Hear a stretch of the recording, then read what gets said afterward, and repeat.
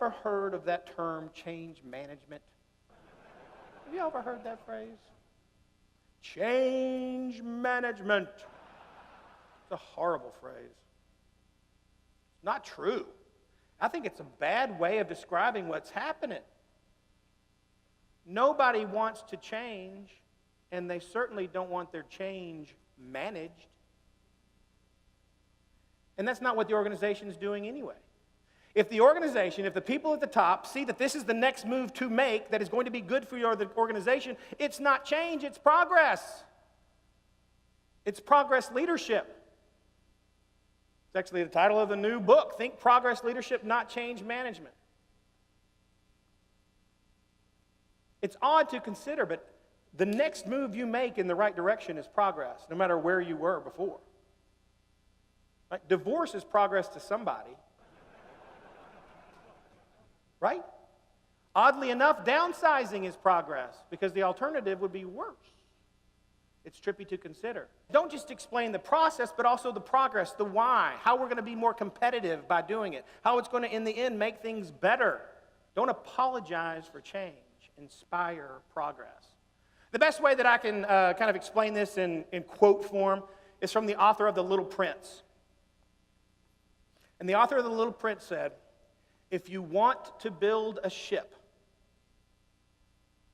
don't drum up people together and assign them tasks and work to collect wood, but rather teach them to long for the endless immensity of the sea.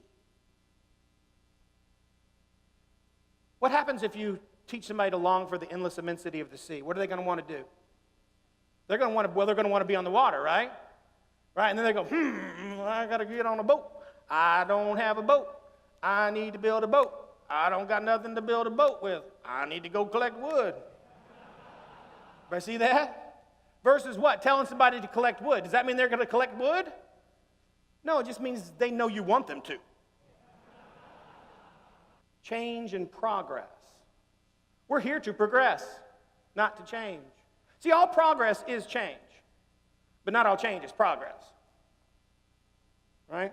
All progress is change, but not all change is progress. If I have an upset stomach, my tummy hurts, oh, I need change. Whoa, I need change. I had some of that shrimp and grits. I wasn't used to that. Oh, it's good though. I ate too much. I need change. And John hears me, he wants to help me out, so he jumps up here on the stage and he punches me in the nose. Is that change? Yeah, it's change, but it's not progress, at least not to me. Those of you in this room who are single, or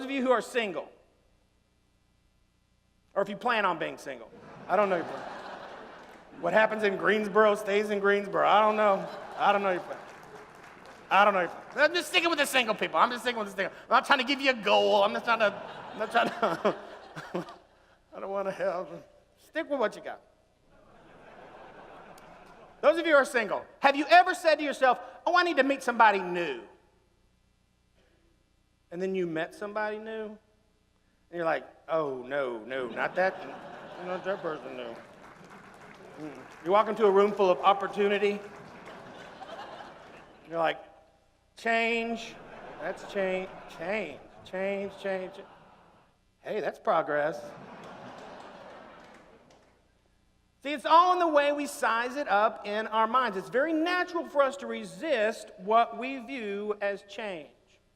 But it's natural to embrace what we view as progress. It's interesting the terms we use. If you have a lot of people who say they resist change, next time you have somebody who says they resist change, offer them a raise. They'll take that change. See, it's not the newness of the activity, it's how we view it in our mind.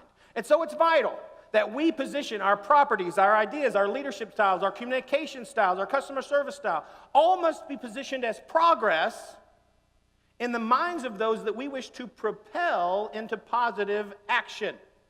That's really a whole lot of words to explain this one word that I really tried to resist for the longest time. I've been speaking for 48 years, only professionally for 17.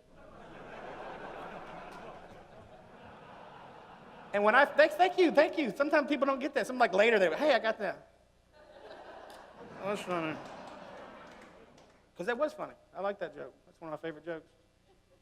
I'm going to say it again. I've been speaking for 48 years, only professionally for 17. And when I first started speaking, as soon as you call yourself a speaker, long before I wrote my first book, as soon as you step out and call yourself a speaker, there's this one word that people want to plop in front of the word speaker, and that word is motivational. A motivational speaker. A motivational speaker. And I will tell you, I tried for the longest time to resist being called a motivational speaker. It doesn't bother me so much anymore now because it actually helps my day rate. So I'm like, yeah, I'm your motivational speaker. But then I got down to it. See the word, am I the only person in this room who needs to be motivational?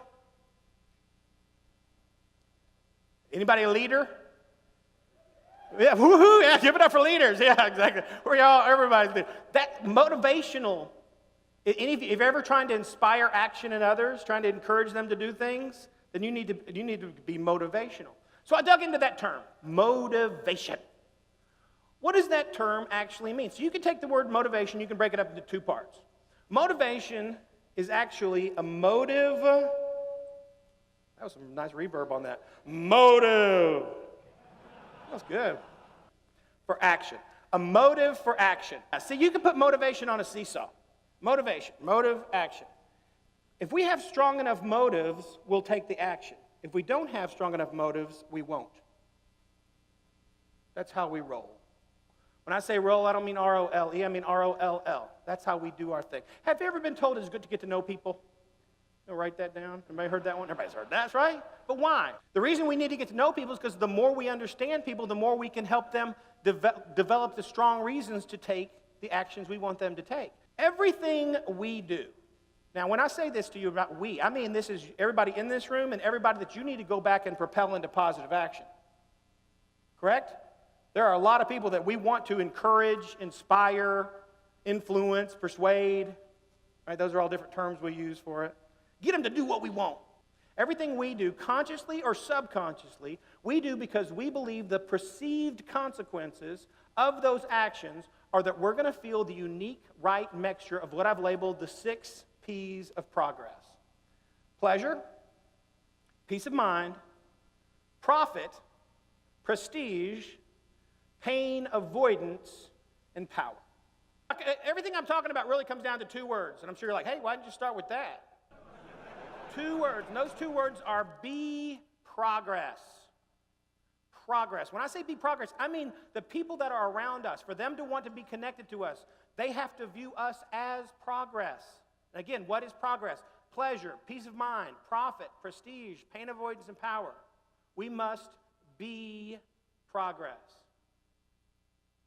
I'm Dean Lindsay. I thank you very much. Be progress.